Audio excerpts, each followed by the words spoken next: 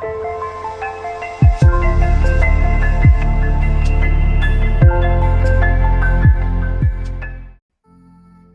everyone, this is Wasi aka Sniffer Puff, and here I am with the man himself, The man himself, Gadafi from Damaru Gaming, and his team won and defeated several professional esport teams and pretty much dominated multiple time Asia Pacific region.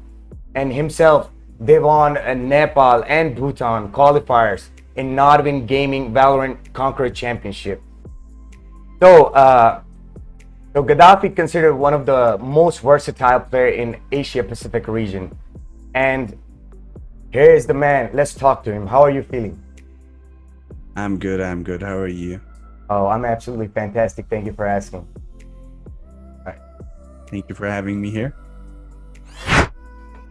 So the first question to you, that how do you get into esport and what made you start a professional career in esports from the beginning?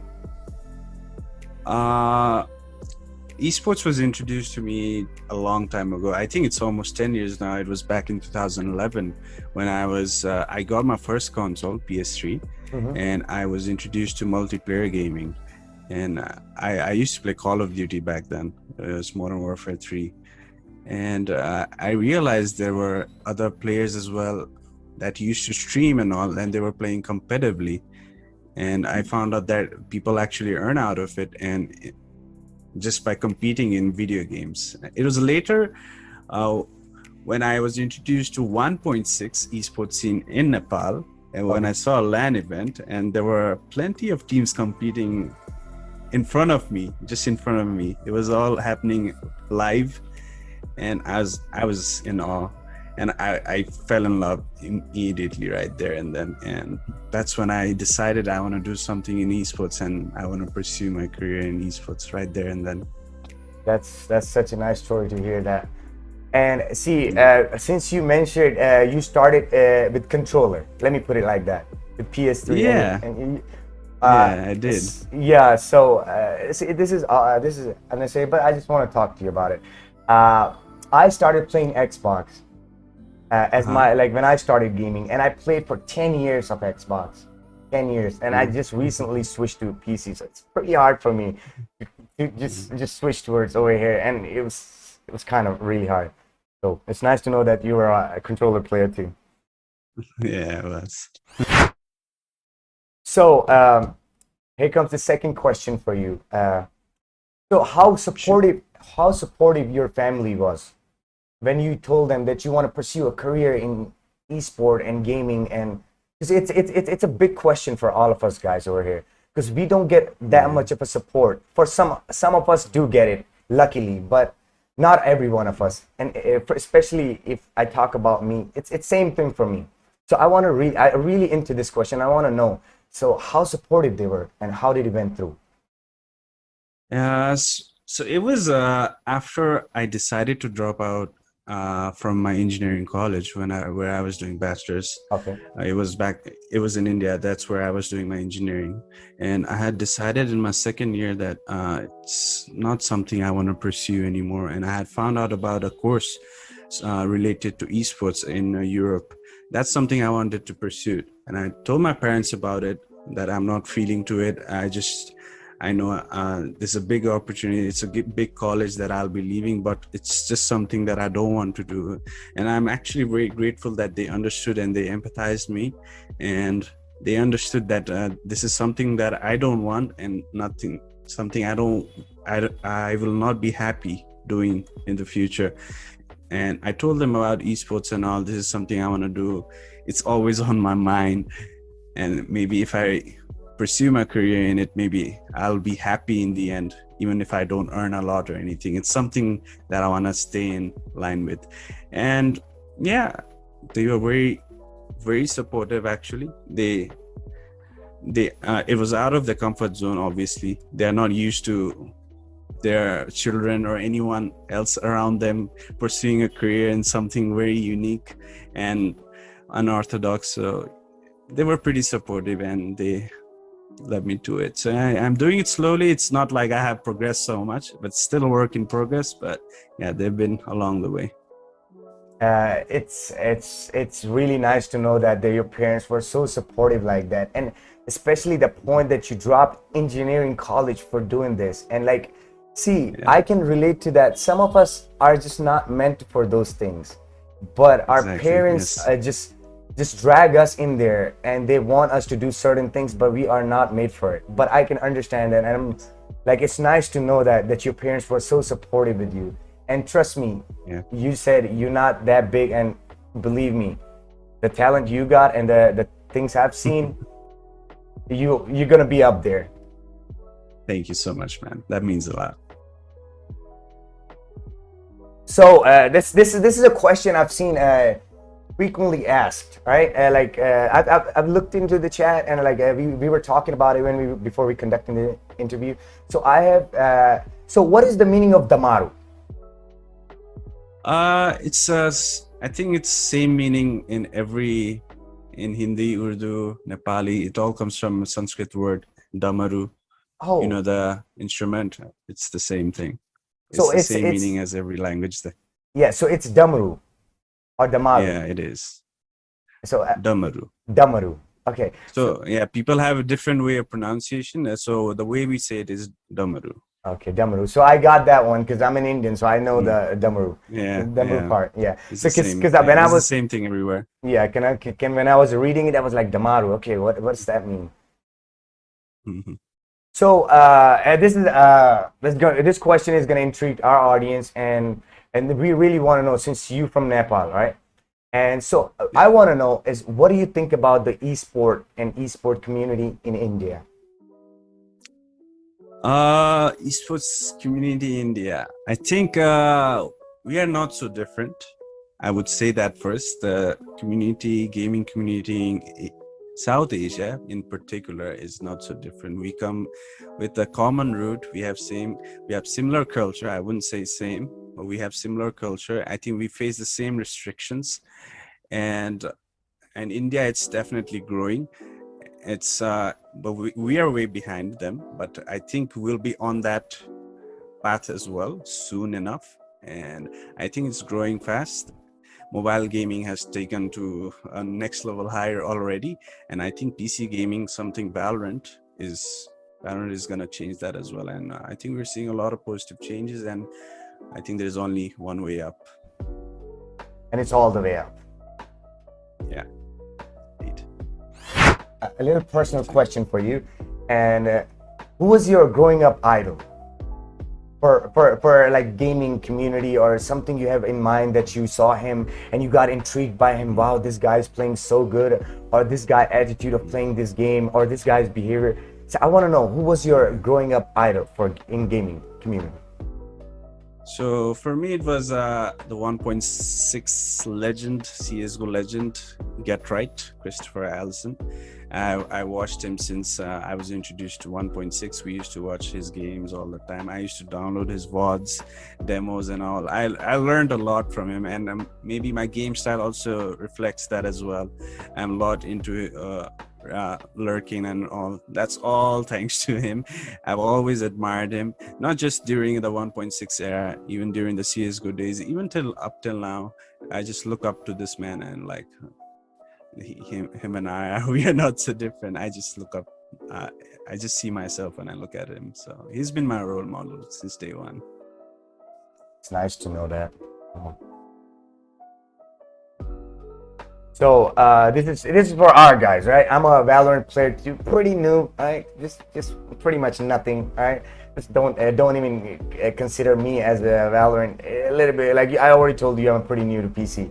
So this is the question for us guys, all right? For the Valorant players and the Valorant community, we want to know what made you pursue Valorant, right? What made you pursue career in Valorant, and why you chose Valorant? So yeah, pretty good question. Thank you for asking that. So I've been playing FPS games since the beginning. Like I've mentioned, I started with 1.6. Then Yeah. when CS:GO was introduced, I moved on to CS:GO as well. That was back in 2015. So I've always tried to play it professionally, Mm-hmm. and in the local scene, we tried to compete with other teams in South Asia as well. It was early 2015, 16, and later I joined engineering. Then I had to stop all the way. And later when I came back to Nepal, and I tried it again, but it seemed like the community had come to an halt. That it was something there was something really good happening at during 2016, but when I came back around 2017 and 18, Hmm. it seemed like we were getting nowhere, and it kind of continued till up until 2020, and we saw that this might not be leading to anywhere good or sustainable for PC gaming. This game is probably not going to flourish in Nepal, and that's exactly when Valorant came out. Riot announced that Project A was coming. We were quite doubtful that it might take over CS:GO, but the way they introduced it, the way they marketed it, it was mind blowing. It grasped my attention, and it did for so many other youth people and a lot of CS:GO players as well. And that's I, I fell in love with the game immediately. It's not like I hate CS:GO right now. I still love it. It's still my favorite game, of course. But Valorant is giving us better opportunities. It's giving us new hope, and also that's why I decided to switch to Valorant and give it a go, and maybe something good will come to the community from it. Thank you. So, a personal question, since you mentioned Valorant and CS:GO at the same time. So I'll go off script and I'm gonna ask you a question. So, Mhm. looking in the future, I still have a hardcore gamers who think Valorant is nowhere even close to CS:GO, and they are still passionate about CS:GO, and they still think that esport community it's growing better than Valorant. What are your takes on it? Well, this is some insecurity thing that is going around since the beginnings from CSGO hardcore fans and the people who have switched to Valorant. It's not like a lot of people have switched to Valorant from CSGO, but those players you actually don't see find them complaining about it. It's the people that have stayed in CSGO and have refused to try something new, and I think it's fine. I would say there's nothing wrong with it, but I think people should look at the game as a completely different game. People keep comparing it with CS:GO, but I like to think that this game is completely new. You need to learn everything new. Yeah, maybe your mechanical skills might help, but I think it's completely new game, and you should look at it at a different angle. What is so this is before the game happens, right? The important game coming in, all right? You have to warm up. So what is your warm up routine, and what's your team warm up routine before an important game or something that you are fighting for, and it's things on the line, right? So can we know about it? Yeah, sure.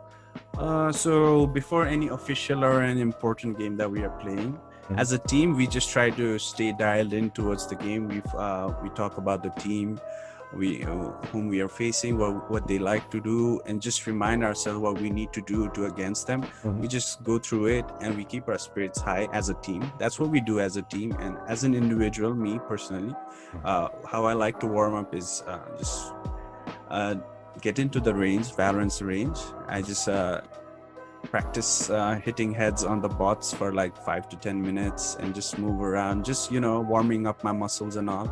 And then I hop into a deathmatch and play around for 5 to 10 minutes again. I don't like to warm up much because I might be straining it much and might not be able to perform in game. So I keep it around 15 to 20 minutes of warm up, this deathmatch and all. So that's my warm up routine before an important match, and listen to some music while at it to Yeah, keep myself hyped. yes, that's for sure. So, what was your first ever professional game, and how did it went? And when you came out of that game, how did it felt? Professional game. Yeah. I think it would be during the CS:GO time. Are we talking about an international tournament or a local one? Let's do international. Okay. So I think it was in 2015 when we played ESL Premier. We were playing qualifiers, and there were a lot of matches we played there, but the first good team that we played was Insanity back then. It was a team from Pakistan, and I'm sure HSP, who is still playing right now. He was in there, and there were other good players as well. That was our first match, proper match that we played online, and we were quite nervous because we knew how good Pakistan players are. They were actually on top of Pakistan at that moment, and we were just getting started. We were trying to play professionally, not professionally, but we were just trying to compete as a team in other platforms as well. And we were quite nervous. And during the game, I think we just played our game. We tried our best, and we lost the game, however, 16-14 in the end. And after the game, it felt like we were close, but I think we still need to learn a lot because we did so many mistakes. Even if we can focus on few of those mistakes and not let it happen, we can be so much better and maybe actually compete professionally and competitively on a regular basis. So that was our thought process then, but things didn't work out. So that was actually kind of a high note. You fought a team that was really high up the rank in Pakistan, and they were like doing pretty good, and you came out 16 and 14. That's really good. Yes, we did. Even that loss didn't feel like a loss, isn't it? It didn't actually. We still, I still look at it and I'm like, wow, we did that then. Yeah, wow. Wow, indeed. So, what is your view on global esport and LCQ? Global esports, a team that we have looked upon for so long, and we were lucky to face them as well. We were very honored to face them, and we got a taste of them as well. Well, we have high hopes, I would say. I think the whole South Asian region is looking upon them because they are representing us, and it's sad that we have only one slot at LCQ while the other regions have multiple slots. And we are really hoping that they'll perform well and put up a really good fight and show the world maybe that South Asia is not to be taken lightly, and it's a region that can do so much good and should deserve more chances. So I think, yeah, our hopes are very high on them. All bets on them. All bets on them, indeed. We all begin to be cheering for them, and they better come up. Of course.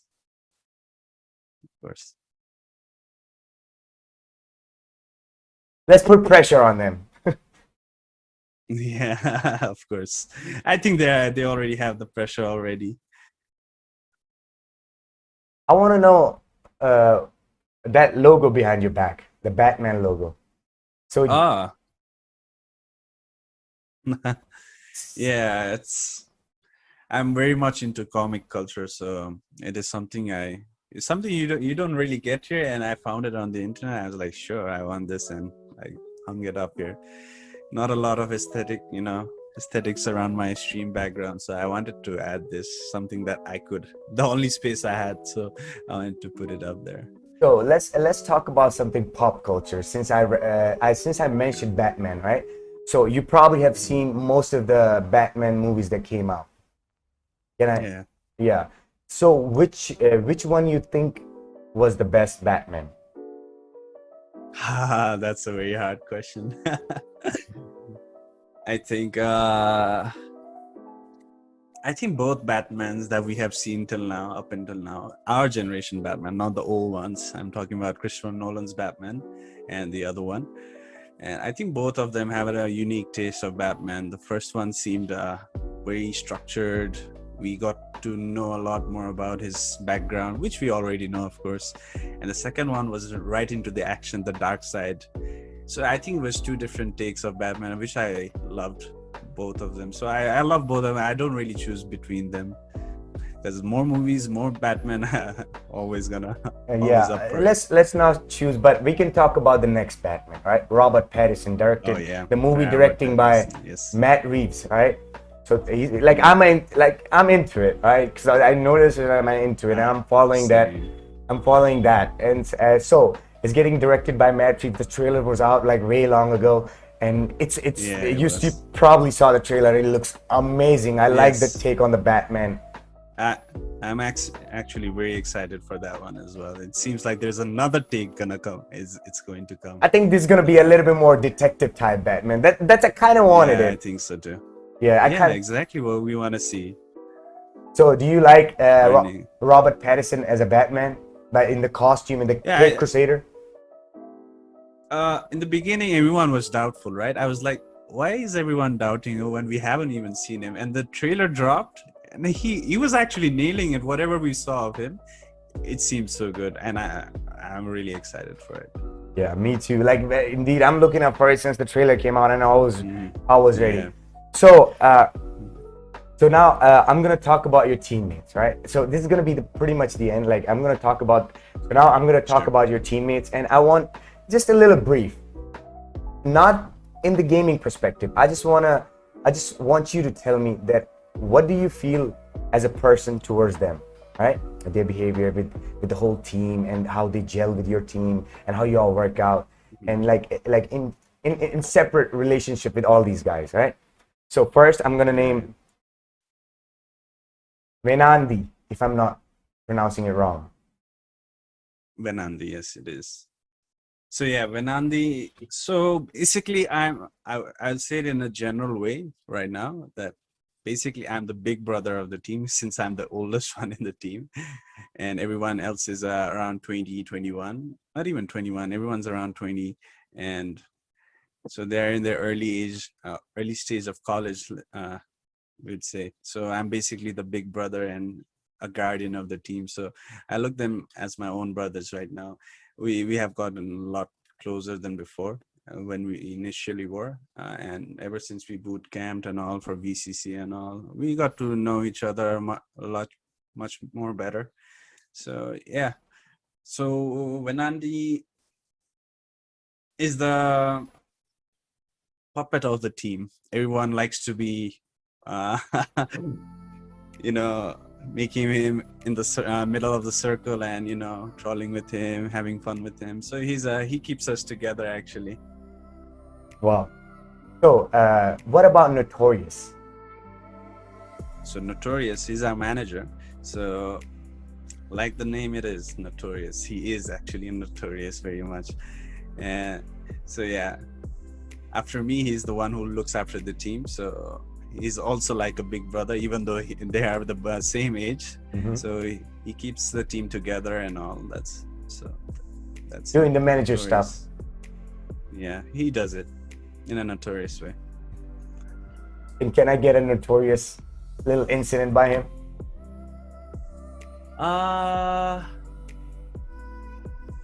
There isn't actually anything. It's just some micro stuff that he normally does every day, every time. It's just the small things, huh? Yeah, it's the small things. Okay. Now, what about Slumber? Slumber. I'm sure everyone has. If you don't know Slumber, there was a picture of him in VCC. I think this one. So basically, that picture really defines him. He's silent, doesn't speak much. He does speak, I mean, around his peers and all. But when he does, he's deadly. Just like he looks in game, outside game, of course. Like a silent killer. He's charming. Yeah, indeed. What about the Moonlight? Moonlight, the youngest lad in our team. He's only 17, so we all love that small kid.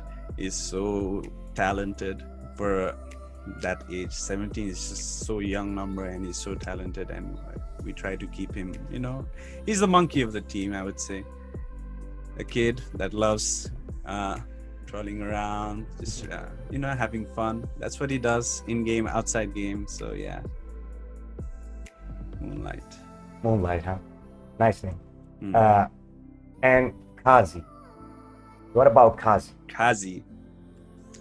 Kazi is pretty much close to Venandi, I would say. He's also the one that keeps the team together. He's in the center of it. He's very charming. He's very funny. He keeps the team atmosphere very, calm and funny and everything, just keeping laughter all around. So yeah, that's him. And for the last, we have the IGL himself, Tin. Yes, of course. Tin. Well, he has both. He has multiple sides of him actually. Sometimes he can be a Venandi, sometimes he can be a Moonlight, then sometimes he becomes a Slumber, sometimes he becomes me. He's just looking upon the team, and he keeps the team together, and he does it well in game and outside the game as well. He's very mature as well for his age. And so, yeah, he's a man of multiple talents and multiple personalities in game and outside the game. Multiple personality. That's why he's the IGL, isn't it? With the Yes, multiple indeed. personality, he can bring all together Yeah. for the team. Yes. Yes, indeed. Okay, so this was me, Wasi, aka Sniffer Puff, and you already know the man himself, right? Gadafi. So make sure you all check it out. The next game he's gonna play is gonna be absolute phenomenal, and the guy is a versatile player. What can you ask? He can be the man for the team every time the team needs. So you were watching this video on Context. Please like, share, and subscribe, and turn on the notification. You do follow Gadafi on his social media platform. All the links will be in the description. I'll see you later, guys, with another person right next to me, just like Gadafi. Thank you, Gadafi, for all the information and all Thank the you for personal having life me. stuff you share with us. It means a lot to all of us. So much. Appreciate it.